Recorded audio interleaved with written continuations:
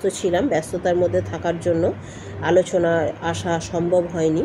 তবে মোটামুটি আমি ফেসবুকের সাথে যুক্ত ছিলাম, আপনাদের সাথে যুক্ত ছিলাম বিভিন্ন লেখালেখির মাধ্যমে। তো আজকে আমি একটা খুব ছোট্ট ওষুধ, কিন্তু খুব গুরুত্বপূর্ণ একটা ওষুধের কথা বলবো।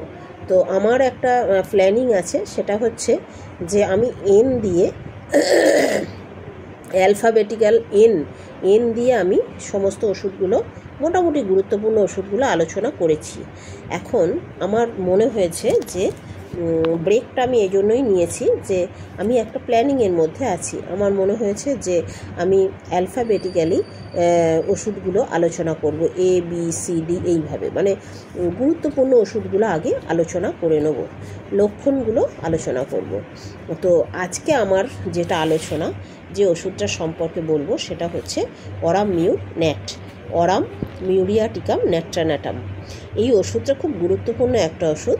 এই ওষুধটা দেখবেন জরায়ুর ফাইব্রয়েডের ক্ষেত্রে খুব সেরা একটা ওষুধ প্রয়োগ করা যায়।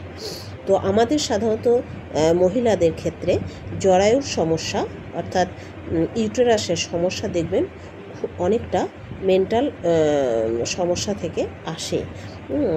দেখবেন আমাদের পিরিয়ডসের মানসিকভাবে যদি আমরা খুব শক পাই বা খুব কষ্ট হয়, বা ধরুন আমার খুব নিকট আত্মীয় মারা গেল, সেক্ষেত্রে প্রচণ্ড শোক হলো, দুঃখ হলো, দেখবেন মাসিকের আমাদের যে পিরিয়ডসের দেখবেন সমস্যা হয়।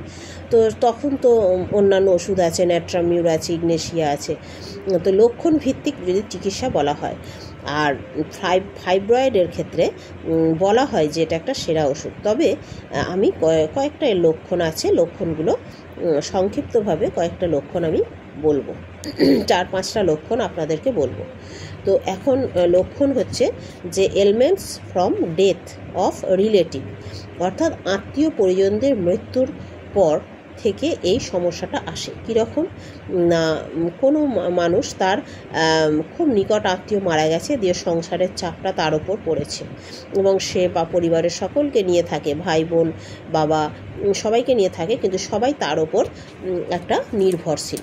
এবং দেখা যাচ্ছে যে সেই তার মা মারা গেল হঠাৎ, মায়ের মৃত্যুর পর থেকেই তার হয়তো মাথার যন্ত্রণা হচ্ছে, বা একটা বমি বমি ভাব এসেছে, বা তার আরও অনেক যে কোনো সমস্যা, তার বা সর্দি ভালো হচ্ছে না, এটা এসেছে।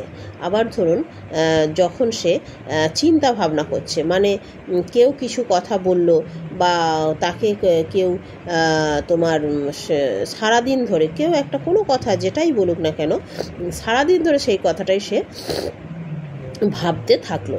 যখন ফ্রি থাকে তখন সেই কথাটা মানে বেশি মনে হয়, যখন কাজের মধ্যে থাকে অতটা ভাবে না, কিন্তু যখন সে শুয়ে বসে থাকবে, ফ্রি মাইন্ডে থাকবে, রেস্টে থাকবে, তখন তার মনে হবে যে এ কী কথা বলল, বা আমি এর উত্তরে কি বললাম, বা আমার কি বলা উচিত ছিল, এই সব ভাবনা, উল্টো পাল্টা চিন্তা ভাবনা তার মধ্যে আসবে। যখন সে ব্যস্ত থাকবে, মানে তখন কিন্তু তখন তার এইগুলো আসবে না, লোকজন থাকবে তখন এইগুলো মনে হবে না। কিন্তু যখনই সে একা থাকবে, বসে থাকবে চুপচাপ, তখনই কিন্তু এইগুলো আসবে। আর একটা কি না, অর্থাৎ অকুপেশন অ্যামেলিয়েশন, যখন সে কাজের মধ্যে থাকবে তখন রোগগুলো কমে যাবে, আর যখনই সে কাজ থেকে রেস্টে থাকবে তখনই তার কিন্তু অ্যাগ্রাভেশন হবে, রেস্টে অ্যাগ্রাভেশন হবে। ঠিক আছে, এবার হচ্ছে ইরেসপন্সিবিলিটি থেকে তার একটা অ্যাগ্রাভেশন হয়, এই সমস্যাটা আসে। ইরেসপন্সিবিলিটিটা কীরকম না, ধরুন আপনার কেউ যারা সহযোগিতা করে, ধরুন বাবা তার সাথে আছে, হয়তো তার বাবা কিছু দিনের জন্য কোথাও গেলেন বা বাইরে গেলেন, বা তার হয়তো দাদা আছে, কিন্তু দাদা এখানে থাকে না, 5 মাস 6 মাস অন্তর আসে, তখন কিন্তু এই যে একা থাকে, যখন একটা ফ্যামিলির দায়িত্ব আছে, পরিবারের দায়িত্ব আছে, সেই সময় কিন্তু তার একটা মনে মনে একটা দুশ্চিন্তা থাকে। তাহলে কিন্তু যখনই সে তার দাদারা বা তার বাবা চলে এলো, বাড়িতে চলে এলো, তখন কিন্তু সে আবার রিল্যাক্স হয়ে গেল, মানে তার রেসপন্সিবিলিটি থেকে সে মানে মুক্ত পেল, তখন কিন্তু তার আবার শরীর ভালো হয়ে যায়। তাহলে এই রকম তার সমস্যা আর কি।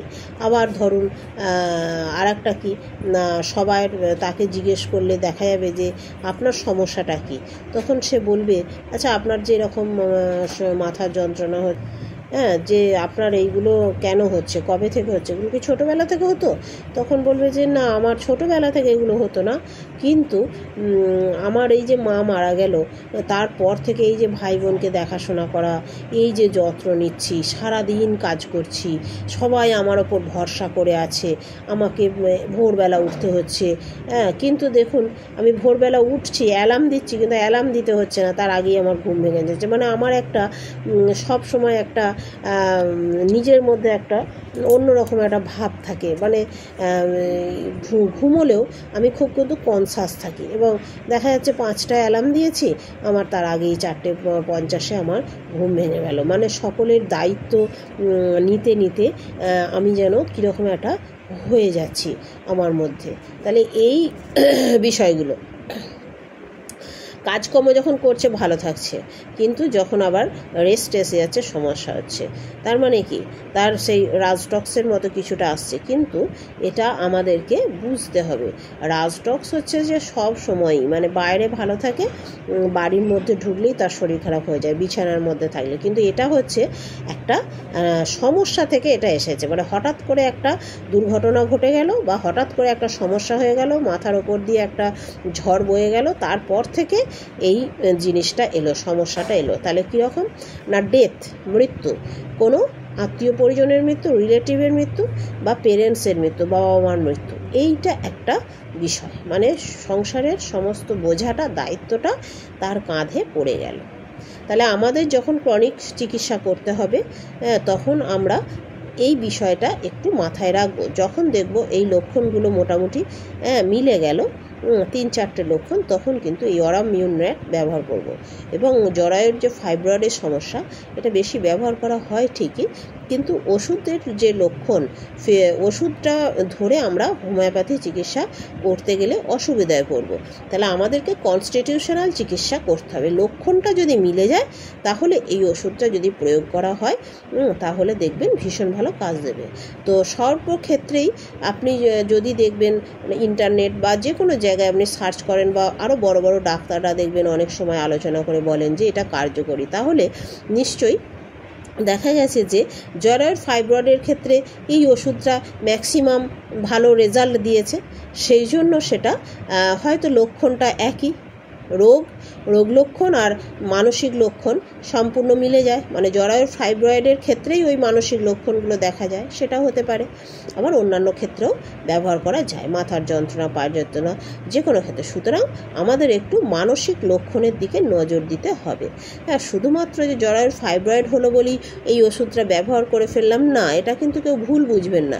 এবং আমি দেখেছি আমার আলোচনার সাপেক্ষে অনেকে উল্টোপাল্টা মন্তব্য করে ফেলেন না, আপনারা বুঝে মন্তব্যটা করবেন। একটু সব কিছুর ক্ষেত্রেই ভুল ভ্রান্তি আসবে, সব ক্ষেত্রে আপনি মেন্টাল সিমটম পাবেন না। সে যদি সব কিছু না খুলে বলে, আপনি তো বুঝতে পারবেন না।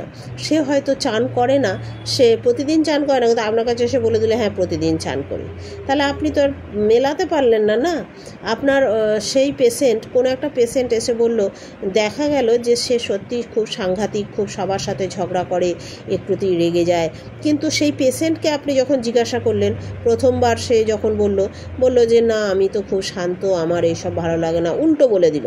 কিন্তু দ্বিতীয়বার ওষুধটা কাজ করলো, আপনি সেই বুঝে ওষুধ দিলেন, কিন্তু দ্বিতীয়বার যখন সে এলো, সে তার কোনো আত্মীয়র সাথে এলো, আপনি যখন সেই আত্মীয়কে জিজ্ঞাসা করছেন তার অবর্তমানে, বা তাকে একটু পাশে রেখে যে আছে কেমন, তখন আপনাকে বলে দিল না না ও তো সব মিথ্যে কথা বলেছে, ও তো এই ধরনের।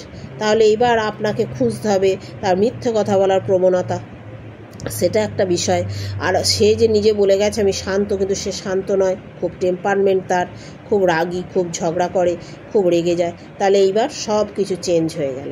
তাহলে আমাদের একটু ধৈর্য ধরে চিকিৎসা করতে হবে।